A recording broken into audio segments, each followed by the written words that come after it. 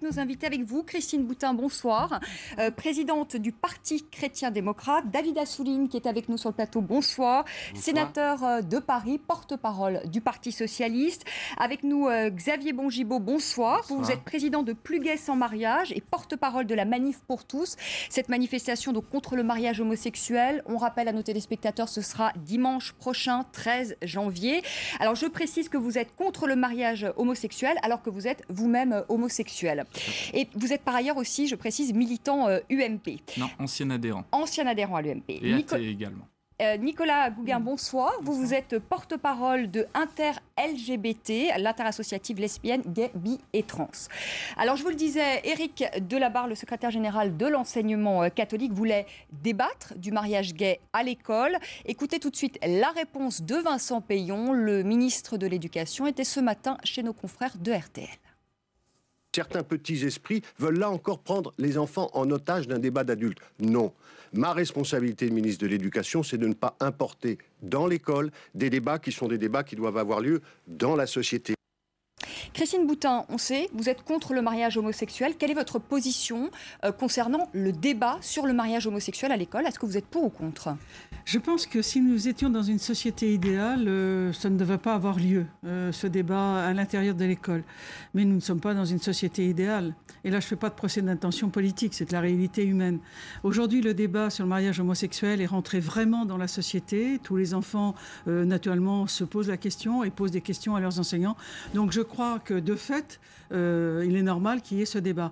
Et c'est d'autant plus vrai, peut-être que j'anticipe, que moi, il y a 2-3 mois, comme on connaît mes positions qui sont très fermes depuis de nombreuses années, j'ai eu des lycéennes de public et des collégiennes de public qui sont venues m'interroger parce que leur professeur leur avait demandé de faire un mémoire ou un travail sur le projet de loi des mariages pour tous. Et j'ai répondu naturellement. Je ne les ai pas convaincus, je crois, mais il n'empêche que j'ai répondu naturellement parce que, voilà, ça fait partie de la réflexion de la société d'aujourd'hui. Et c'est d'autant plus vrai que, malheureusement, le gouvernement n'a pas souhaité un véritable débat organisé, comme ça a été fait sur la bioéthique, par exemple. Et je pense que le fait qu'il n'y ait pas eu de débat organisé fait que ça sort partout maintenant. Mais est-ce qu'il n'y a pas un risque de dérapage homophobe, notamment dans les établissements privés qui défendent, qui défendent des valeurs catholiques, où il y a un enseignement catholique? Qu'est-ce que c'est que les valeurs catholiques? Les valeurs catholiques, c'est le respect de la dignité de toute personne, quelle que soit sa race, son orientation sexuelle, sa religion. Et vous savez très bien que l'enseignement privé a dans ses élèves des enfants de familles homoparentales. Non, c'est un procès d'intention qui est inacceptable. Je pense qu'on doit faire confiance à tous les enseignants, qu'ils soient du public comme du privé, et il n'y a pas de raison de stigmatiser, comme l'a fait le ministre de l'Éducation nationale, du reste qui s'en sort très mal, je trouve, de cette affaire, l'enseignement privé. Je ne sais pas pourquoi il a fait ça. Ça radicalise, ça affronte encore plus les positions, et je pense que la France n'a pas besoin de ça en ce moment. David Assouline, qu'est-ce que vous répondez à Christine Boutin quand elle dit finalement c'est un débat de société, les enfants finalement posent aussi des questions à leurs parents, à leurs enseignants concernant le mariage homosexuel. Pourquoi ce débat finalement n'aurait-il pas lieu au sein des bâtiments scolaires, au sein de l'école? Privé. Alors, je veux d'abord remettre les choses à leur place, parce qu'on fait comme si c'est à partir d'une lettre du ministre de l'Éducation nationale qu'une polémique se crée. Il y a d'abord une lettre du secrétariat général de l'enseignement catholique qui propose à 8300 établissements. Il demande aux responsables de ces établissements, c'est presque une tutelle, on va dire, d'organiser ces débats dans la semaine avant la manifestation. Et donc, vous avez raison, Madame Boutin, on n'est pas dans un monde idéal. Et permettez-moi de penser que vous n'êtes pas complètement dupe du fait que quand on organise ça à une semaine d'une manifestation et qu'on donne quasiment consigne dans l'enseignement catholique d'organiser ces débats en se prononçant soi-même contre le mariage homosexuel, ce n'est pas un vaste débat de société pour répondre aux préoccupations des jeunes, c'est quelque chose qui peut ressembler à de l'instrumentalisation pour une cause. Alors, ça, c'est juste rappeler ce fait-là. Le ministre a juste voulu dire, et je crois que ce serait bon d'ailleurs que tous ceux qui informent s'en tiennent au texte et pas aux interprétations. Il y a une lettre du ministre qui est à 90% consacrée à promouvoir le programme engagé par l'Éducation nationale pour lutter contre les discriminations à l'intérieur des établissements, pour lutter contre les préjugés exclusifs d'autres personnes, et notamment les préjugés homophobes qui, vous le savez, font des ravages en particulier chez les enfants et chez les jeunes, puisqu'il y a 4 fois plus de suicides chez cette population homosexuelle de jeunes que dans le reste de la jeunesse. Et donc, il dit attention aux dérives, attention aux instrumentalisations, n'importons pas quelque chose qui peut produire des dérapages et notamment mettre en mauvaise situation ces jeunes-là. Et d'ailleurs... Mais est-ce que le gouvernement ne doit pas s'appliquer aussi la même logique? Quand on a vu par exemple Najat Vallaud-Belkacem dans le collège du Loiret, le 15 octobre, parler du mariage homosexuel, défendre le mariage homosexuel, est-ce que c'est pas deux poids, deux mesures? Non, je vais vous répondre pourquoi c'est pas deux poids, deux mesures. La même chose fait par le gouvernement que ce qui a été fait, je pense, maladroitement, parce que depuis, il a plutôt dit ce qu'il fallait dire. Vendredi, j'ai vu une dépêche du secrétaire général de l'enseignement catholique qui a recadré son intention et qui convient complètement au cadre posé par le ministre. Mais qu'est-ce qui aurait été similaire si Vincent Peillon, ministre de tutelle, disait au recteur organiser des débats pour le mariage homosexuel dans tous les établissements? Enfin, là, il est dit quoi? Là, ce que la polémique que vous avez voulu... Bon, mais c'est bien, c'est vous qui voulez... Enfin, c'est bien, c'est vous qui voulez mobiliser pour dimanche prochain, donc vous vous saisissez de tout.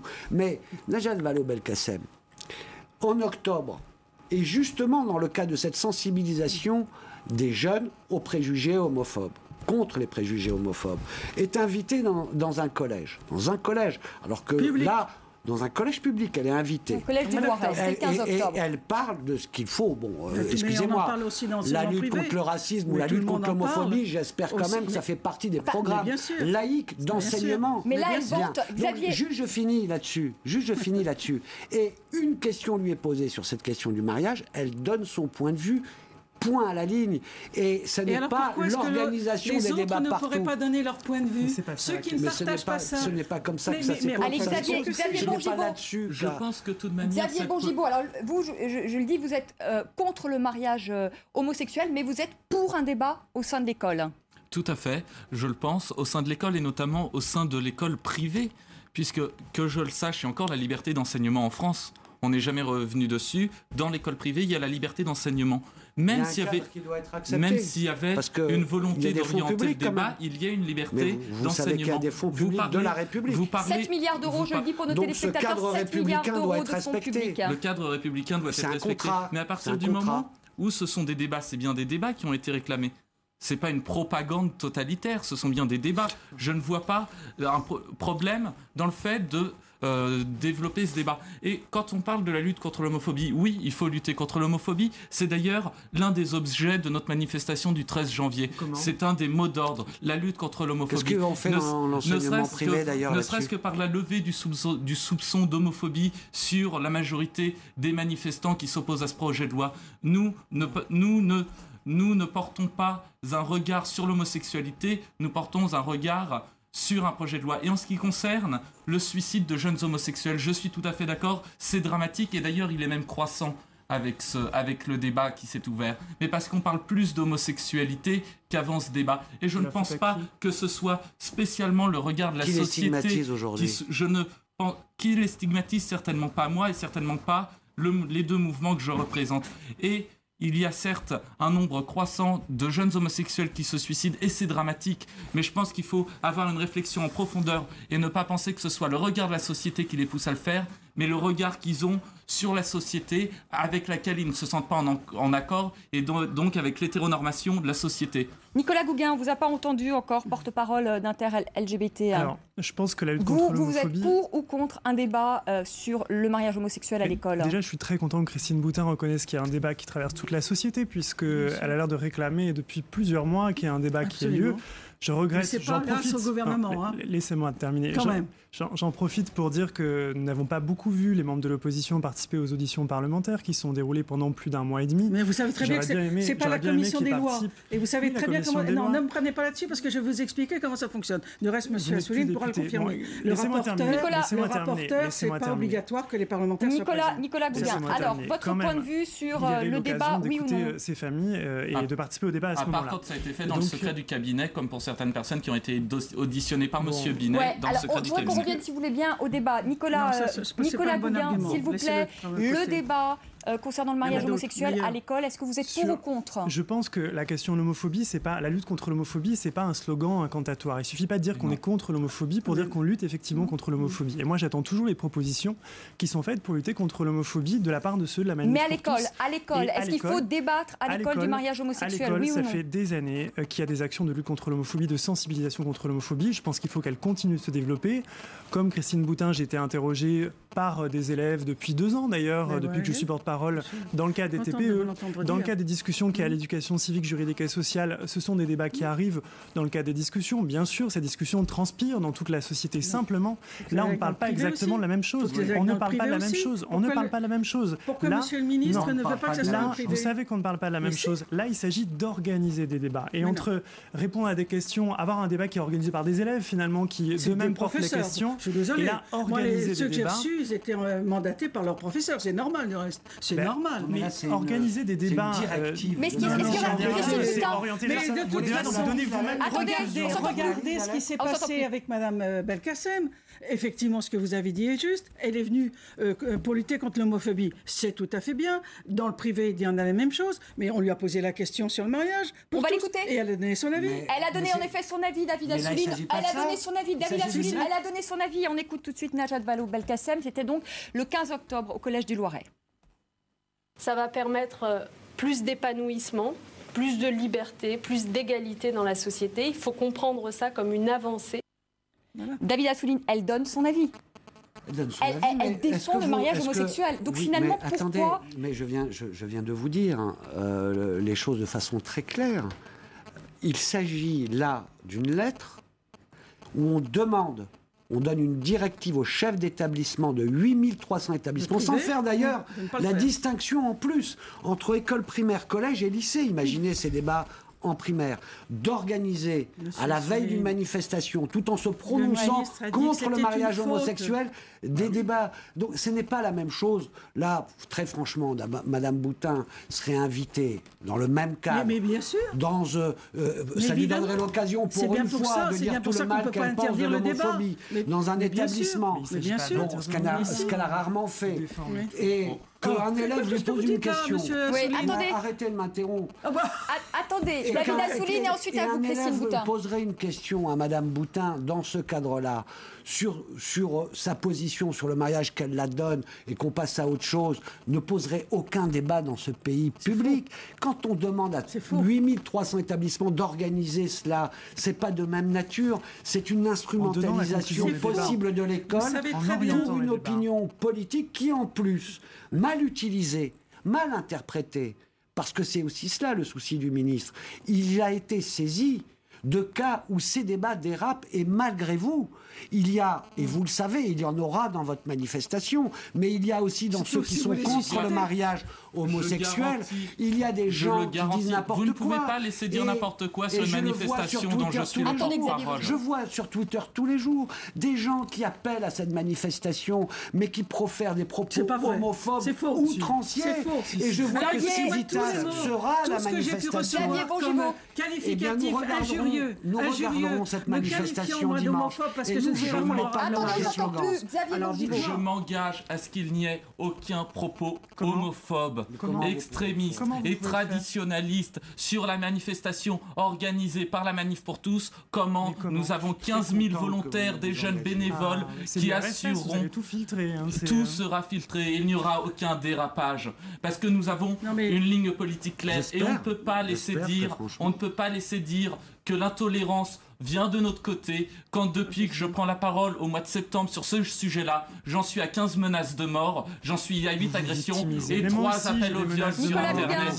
On ne peut donc pas dire que l'intolérance est de notre côté. Et quand je vois ce que j'ai pu voir comme affiche, et certes c'était minoritaire, moi j'ai l'honnêteté intellectuelle de le dire le 16 décembre, et on ne l'a vu qu'une seule fois, et c'était minoritaire, mais quand je vois un hétéro, une balle, sa famille, une rafale, on dit là qu'il n'y a pas, il n'y a pas de dérapage, il n'y a pas eu non plus une affiche qui était le doigt pour un anneau par pour la chatte de Barjot, ce n'était pas le 16 décembre, Nicolas Bougain. Écoutez, vous avez d'un côté une manifestation qui est la vôtre, qui est totalement aseptisée, où j'entends qu'il y a 15 000 volontaires qui vont trier les gens à l'entrée, et ça me paraît complètement... Enfin, allez-y, hein, mais ça me paraît un peu naïf de votre part de croire que vous allez tout contrôler exactement ce qui va se passer. Ce qui se trouve, c'est que nous, notre manifestation, effectivement, il y a des gens de toute confession, pour le coup, de toute obédience politique. Aussi, hein. Mais oui, mais sauf que ça se voit et ça se traduit. Il y a toute la société. Et il y a toute la société qui était dans la rue pour défendre l'égalité le 16 décembre. Il y a toute la société qui était dans la rue le 16 décembre. Et vous, effectivement, le 13 janvier. On s'entend plus là. On s'entend plus et on s'éloigne du débat. David Assouline, mais il a bien beaucoup parlé, monsieur Assouline. Oui, mais ne vous inquiétez pas, je vous donne aussi la parole. David Assouline, une dernière question avant de faire une pause, et vraiment on a quelques secondes. Est-ce que vous ne craignez pas de rouvrir la guerre entre l'école publique et l'école privée ? Mais pas du tout. Je répète, on est en train d'inverser les choses.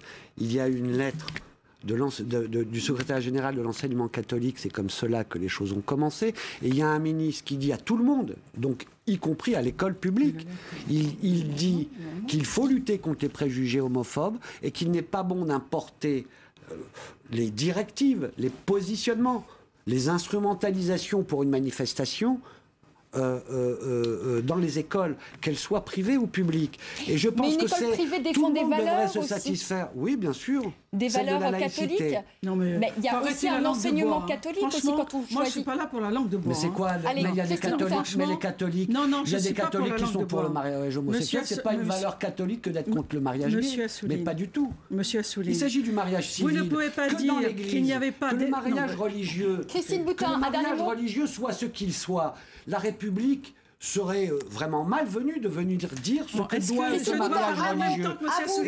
Allez-y, Christine Boutin, un mot, quelques secondes, un mot, on fait une pause et on reprend la deuxième partie de notre débat.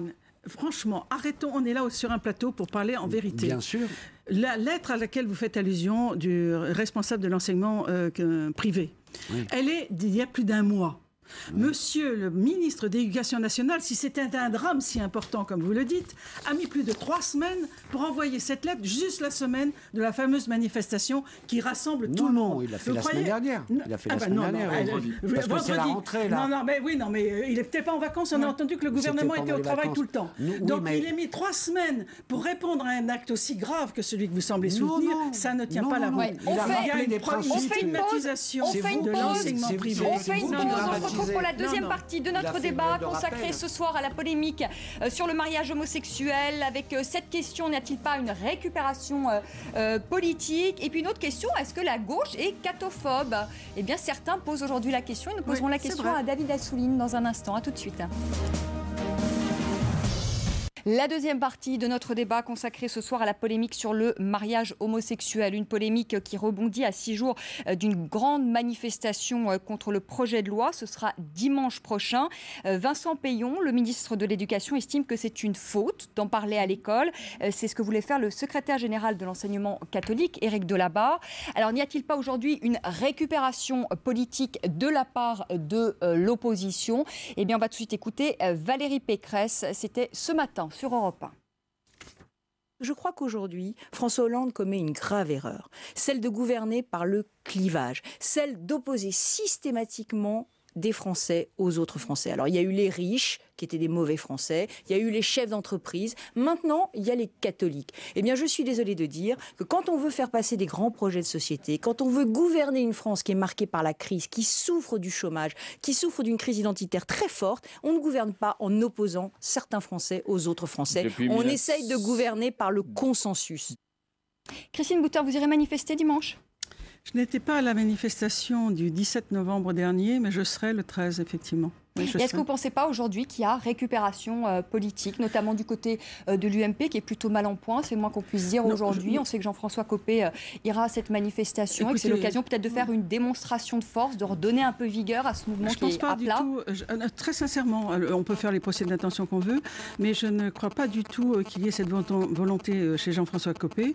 Je pense que les adhérents de partis politiques, du reste c'était vrai aussi pour la manifestation pro au mois de novembre ou de décembre, je ne sais plus, où les responsables politiques sont allés. Si les responsables politiques... Est-ce que c'est un responsable politique d'appeler à manifester et de descendre dans la rue ? Nous sommes quand même des citoyens. Moi, je suis présidente du Parti chrétien-démocrate et j'appelle mes adhérents à aller à cette manifestation. Les citoyens, nous sommes aussi citoyens. Ou alors ça voudrait dire que quand on est militant, quand on est adhérent d'un parti politique, on n'a pas le droit de manifester. Enfin, qu'est-ce que ça veut dire ? Ça n'a pas de sens. Ça, c'est de la langue de bois totale. Et puis, il faut quand même voir comme ça a été fait. Aussi bien vous, Madame Boutin, que Monsieur Copé, ce n'est ni Madame Boutin ni Monsieur Copé qui lancent cette manifestation. Ils appellent à rejoindre un mouvement qui est un mouvement, non seulement une manifestation, mais c'est aussi un collectif. La manif pour leur carte pour pouvoir faire comme si. Pardon ?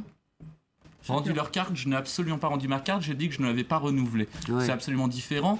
Et nous avons également Laurence Chen qui a voté pour François Hollande avec nous. Nous avons les Poissons Roses qui sont avec nous et qui sont tous adhérents au Parti Socialiste. Il ne faut pas le cacher non plus. Donc non, il n'y a aucune récupération politique sur ce débat. Et certainement en tout cas, il y a des députés de nombreux parlementaires et même d'ailleurs des parlementaires UMP, je pense à Christian Estrosi, qui estime que ce n'est pas la vocation d'un parti d'appeler à descendre dans la rue. Et qu'un politique doit défendre son point de vue au Parlement. On a par exemple le député Rateau, qui est un député socialiste, si je ne me trompe pas, des Français de l'étranger, qui sera présent. Alors, je me mettrai en contrepoint de M. Estrosi, parce qu'il est bien évident que si le débat va à l'Assemblée nationale, ce qui n'est pas encore certain, les députés et les sénateurs qui sont dans l'opposition seront fort contents de l'importance de la manifestation du 13 janvier pour appuyer leur débat. Donc, il faut arrêter. Ce n'est pas parce qu'on est député, moi je l'ai été pendant plus de 20 ans, ce n'est pas parce qu'on est député qu'on est au-dessus du peuple, bien au contraire. Et je pense que c'est l'honneur d'un parlementaire que d'aller manifester. Nicolas, moi, je voulais réagir au propos de Valérie Pécresse qu'on a entendu quand même dans l'introduction où elle parle d'opposition entre les Français, de clivage, de division. Moi, j'en ai marre qu'on m'oppose, moi et toutes les personnes qui souhaitent tout simplement avoir les mêmes droits que les autres, qu'on m'oppose à qui que ce soit dans cette société. Et ce mouvement pour l'égalité, cette manifestation que nous organisons, elle ne se veut pas enlever des droits à d'autres, mais simplement dire que toutes les personnes se valent et toutes les personnes peuvent construire leur vie. Est-ce qu'il faut quand même dire aussi, est-ce qu'il faut quand même dire à nos téléspectateurs, c'est qu'une majorité de Français aujourd'hui est pour le mariage homosexuel. Ils sont près de 60%. C'est la raison pour laquelle je souhaite personnellement un référendum. Je le demande. Alors justement, je le demande depuis 70% des Français sont pour un référendum. Je le demande depuis plus d'un an. Je dis il faut sur ce sujet un référendum. Il faut un référendum. C'est la seule façon démocratique de pouvoir savoir véritablement ce que veulent les Français. C'est la seule façon de calmer le jeu. Sinon, il y aura des tensions très fortes. Quand vous dites, monsieur, pardonnez-moi, mais je vais répondre à monsieur David sur le référendum. Le problème n'est pas l'opposition avec les homosexuels. Vous le ressentez comme ça. Mais nous, les cathos, par exemple, nous ressentons que nous sommes rejetés, figurez-vous, par ce gouvernement. Et le problème, ce qu'a voulu dire Valérie Pécresse... Vous avez les mêmes droits que tout le monde. Vous pouvez vous marier, vous pouvez fonder une famille, si vous êtes hétérosexuel. Que le regard qui est posé sur nous, sur les catholiques en particulier, est identique à celui que vous ressentez. C'est ce qu'a voulu dire. C'est ce qu'a voulu dire Mme Pécresse. Aujourd'hui, les catholiques sont stigmatisés en France. Alors, David Assouline, je voudrais que vous réagissiez sur deux choses que vient de dire Christine Boutin. Tout d'abord, l'appel au référendum, c'est ce que demande aussi Laurent Wauquiez, qui va déposer une motion référendaire. Est-ce que vous envisagez un référendum sur la question ? Je vais vous répondre, mais je veux dire un mot sur le débat précédent, parce que c'est très important qu'il n'y ait pas cette manipulation-là. Parce que celle-là, elle est dangereuse, qu'on lutte contre des vrais phénomènes, le racisme, l'homophobie, etc. Mais faire croire qu'aujourd'hui, à travers ceux qui veulent défendre un droit supplémentaire pour les homosexuels, et notamment seulement l'égalité, pas plus de droits, stigmatiserait les catholiques, c'est un scandale absolu, même que Mme Boutin vient. Non, mais je vais vous le dire pourquoi. Parce que M. Peillon est un ministre de l'Éducation qui, depuis son entrée en fonction, a été des plus respectueux, y compris donc de l'enseignement catholique.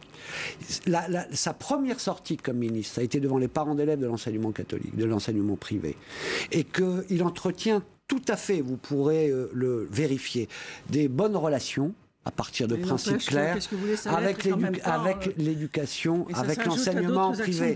À aucun moment, dans sa lettre, vous ne trouverez une stigmatisation d'un quelconque enseignement et encore moins des catholiques. À aucun moment. Tous les principes qu'il édicte, c'est pour tout le monde et pour l'enseignement public. Mais vous avez dit vous-même que c'est en réponse à M. Delabarre. Quand la droite fait le tintamarre pendant tout un week-end pour dire ce sont les catholiques qui sont visés, là, ils font œuvre, disons, de division, comme d'ailleurs on a été habitué.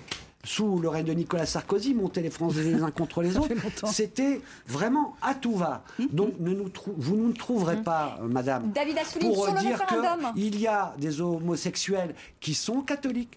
Dans toutes les enquêtes d'opinion, on voit qu'une majorité de catholiques est pour ce droit. Je dois dire même que ce n'est pas par hasard. C'est pour ça qu'on est traité d'homophobe. Pas vous, peut-être, madame, mais je vois bien ce qui peut être drainé dans les manifestations. Moi, j'ai vu une manifestation de Civitas où des hommes rasés, des hommes rasés, ils ne sont pas avec se sont mis à arrêter de faire l'amalgame. Voilà l'amalgame qui est. Moi, je ne le fais pas, l'amalgame. Je ne dis pas vous, c'est ça. Je dis il y a certains qui se battent contre le mariage homosexuel et qui développent cette homophobie. Mais en aucun cas, vous ne trouverez de notre côté une quelconque stigmatisation de tel ou tel pratiquant membre de telle ou telle religion, et vous ne trouverez aucun propos de la part du gouvernement et du Parti socialiste qui peuvent corroborer ces affirmations. Alors arrêtez de mentir. Vous mentez pour mobiliser pour dimanche. Arrêtez de mentir et maintenant d'instrumentaliser Monsieur Payon s'en charge de la mobilisation. Monsieur Payon s'en charge. S'il vous plaît, non, pardonnez-moi, je voudrais rapidement, David Assouline, rapidement, oui ou non pour le référendum? Bien, oui. Est-ce que vous l'envisagez? Non, on ne l'envisage pas parce que c'est un engagement du président de la République connu.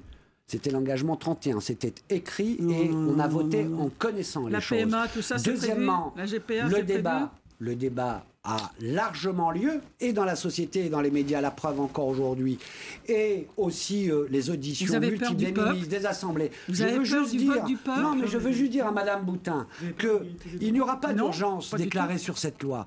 Ça arrive fin janvier. Heureusement. Oui, heureusement, mais ça veut dire quoi? Il faut que les Français le sachent quand vous dites qu'il n'y a pas de débat. Ça veut dire que la loi arrive en débat public. Ça a déjà commencé avec les commissions. Fin janvier.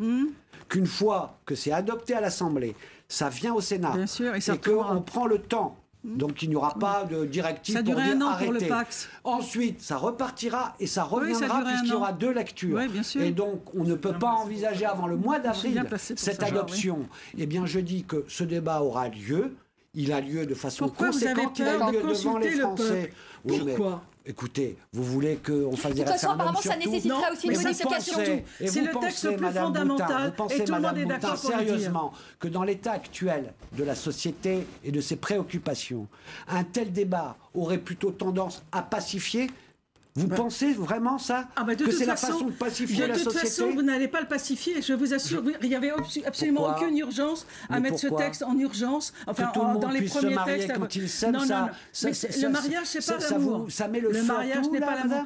Vous êtes mère, vous avez déjà marié. Bien sûr que j'ai déjà marié. Alors, les articles 212, 213, 214 du Code civil, ils font partie de l'amour. Ils parlent de l'amour. Je vais vous dire, madame. C'est pas du tout ça. Je vais vous dire, madame. C'est pas l'amour. C'est le mariage civil entre 2 êtres qui veulent alors ne justifiez pas sur l'amour. Un contrat de vie commune. Je ne nie pas que l'on puisse s'aimer. J'espère qu'il y a l'amour derrière. J'espère que quand vous êtes mariés, vous aimiez. J'espère aussi, vous aussi. D'une part, j'aimerais dire que je suis assez d'accord avec M. Assouline quand il dit que le gouvernement ne stigmatise pas les catholiques, que le Parti socialiste non plus. C'est gentil de le reconnaître. La façon dont les auditions ont été menées ont stigmatisé l'ensemble des religions comme s'il y avait un fond religieux. On voit le scandale qu'ont été les auditions des responsables des religions. Mais j'aimerais également dire que ce débat aurait l'avantage de pacifier, parce que le plus gros problème dans ce débat, c'est que le débat n'est pas organisé et le débat n'a pas réellement lieu. Il est nettement plus présent et important que les débats organisés de Nicolas Sarkozy sur l'identité nationale. Vous avez des préjugés sur une homophobie que vous voulez nous attribuer en permanence qui n'existe pas. Et comme disait Madame Boutin, elle parlait du mariage, Madame Boutin, qui n'était pas un contrat d'amour. Vous disiez c'est un contrat pour unir deux personnes. Non plus. Le mariage... De vie commune. Non. Le mariage, c'est l'institution qui crée le cadre de la protection de la famille et des enfants. Donc il faut protéger la filiation. Il y a une égalité pour tous, peut-être aussi, Xavier Bongibaud. Oui, les enfants d'homosexuels ont besoin aussi d'être protégés. La filiation, mais je suis d'accord, mais la filiation restera toujours entre un homme et une femme, et la loi ne peut pas aller à contresens de la nature. On arrive bientôt au terme de ce débat. Nicolas Boutin, pardonnez-moi. On est dans le Xavier Comment la filiation peut se faire autrement Bongibaud qu'avec un gamète mâle et un gamète femelle? Il faut m'expliquer. Xavier Bongibaud, justement, Nicolas Gouguin, est-ce que vous ne regrettez pas finalement... Pardonnez-moi, Nicolas Gouguin, est-ce que vous ne regrettez pas finalement, parce que le mariage homosexuel est approuvé quand même par une majorité de Français, ce qui a quand même enflammé ce débat, c'est la PMA, la procréation médicalement assistée. Est-ce que vous ne regrettez pas qu'on ait ajouté quelque part de l'huile sur le feu, alors que la majorité des Français étaient plutôt pour? Pas du tout. Déjà, je voudrais rappeler que ça fait des années qu'il y a des centaines de milliers de personnes qui manifestent dans les rues de Paris et dans les rues de toutes les villes de France en juin, à l'occasion des marches des fiertés, pour rappeler cet attachement à l'égalité des droits. Donc c'est pas une revendication qui est nouvelle et qui a germé spontanément après l'élection de François Hollande. On ne peut pas dire que l'ensemble des personnes participant à la Gay Pride soit dans une démarche politique en allant à la Gay Pride. J'y ai déjà été, c'était pas dans une démarche politique. Nicolas Gauguin. Vous ne me laissez pas parler. Donc que vous vouliez pas vous marier à titre personnel, c'est une chose. À la limite, personne ne vous oblige à vous marier avec un homme. Simplement, moi, je veux pouvoir permettre à ce que chaque personne qui souhaite se marier avec la personne qu'il aime puisse pouvoir le faire. Et demander à n'importe qui. Mais vous êtes dans une autre époque. Demander à n'importe qui. Demander à n'importe qui dans la rue, couple hétérosexuel compris, quelles sont les raisons qui font que les personnes souhaitent se marier. La question de l'amour, elle revient à un moment ou à un autre, que vous le vouliez ou non. Et vous avez aujourd'hui des milliers de couples et des milliers d'enfants qui grandissent dans des familles homoparentales et des milliers de familles homoparentales qui ont un besoin de sécurité.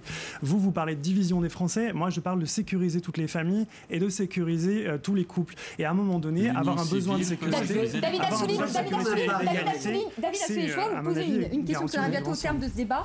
On parlait donc de la PMA. Est-ce que vous ne regrettez pas que le débat sur la PMA, qu'il y a un amendement, en tout cas une volonté donc de mettre un amendement au projet de loi a annoncé que ça allait être retiré. Voilà, alors justement, parce que ça a mis de l'huile sur le feu, et Bruno Le Roux parle peut-être aujourd'hui d'un abandon de l'amendement sur la PMA. Est-ce que vous pouvez me dire si l'amendement sur la PMA, la procréation médicalement assistée, va être abandonné? Nous sommes pour le mariage des homosexuels et qu'ils puissent en conséquence avoir les mêmes droits que les autres mariés. Et donc la PMA est un droit qui existe aujourd'hui pour les couples mariés et on veut qu'il soit donc étendu aux homosexuels. Ça ne touche pas au même code. D'un côté, c'est le code civil, et donc il y a une loi sur le mariage qui va arriver. De l'autre, c'est le code général de la santé. Et donc, la volonté du Parti socialiste qui est pour cette PMA, eh bien... et la GPA ? Non, il n'est pas... Et l'égalité des droits. Laissez-moi finir, s'il vous plaît. La gestation pour autrui, la GPA, on dit pour le téléspectateur, gestation pour autrui. La PMA, parce que ça fait intervenir un tiers, et je pense que là, il y a un débat éthique encore plus approfondi. Je ne dis pas que tout est lié. C'est notre position. Le droit au mariage pour tous, c'est une chose. Je comprends qu'il puisse y avoir un débat sur la PMA. Le Parti socialiste l'a eu, et nous avons tranché, nous avons une position. L'essentiel... par rapport à dans quel texte, etc. C'est que ce soit dans le même moment politique, c'est-à-dire qu'une fois qu'il y a le mariage pour tous, il puisse y avoir ou au même moment ou dans la même séquence, dans l'année, dans les mois, dans les semaines qui suivent. Donc la PMA ne sera pas abandonnée. Un tout dernier mot, parce qu'on doit rendre l'antenne. C'était juste dire à Madame Boutin, faire un pari avec elle. Parce que je l'ai entendu au moment du Pacs, ce qu'elle disait. C'était à peu près les mêmes choses qu'elle dit aujourd'hui. Non, pas du tout. Et d'ailleurs, je disais qu'on allait vers le mariage. Vous me disiez non. Se contenter du Pacs. Mais lisez dans Madame Guigou. Le pari, parce que je vois ce qui se passe en Espagne. La gauche a fait le mariage pour tous. Mais on s'en fiche. Et la droite conservatrice dans un pays très catholique est arrivée au pouvoir. Et elle ne l'a pas remis en cause. Moi, ce que je peux vous dire... Moi, je vous dis, Madame Boutin, si vous tirez le PMA, ça ne change rien. Laissez David Assouline. Écoutez-le, comme ça vous allez dire chiche ou pas. Eh bien moi je vous dis, Madame Boutin, cette loi va être votée. Eh bien, quand il y aura une alternance, j'espère le plus tard possible, moi je parie que les conservateurs que vous représentez ne reviendront jamais sur ce droit. Les conservateurs en question, c'est la fin de ce débat. C'est la fin de ce débat. Merci à vous de l'avoir suivi. Je vous retrouve demain à 19h10 pour une nouvelle émission. Très belle soirée. À demain. Merci à tous les quatre.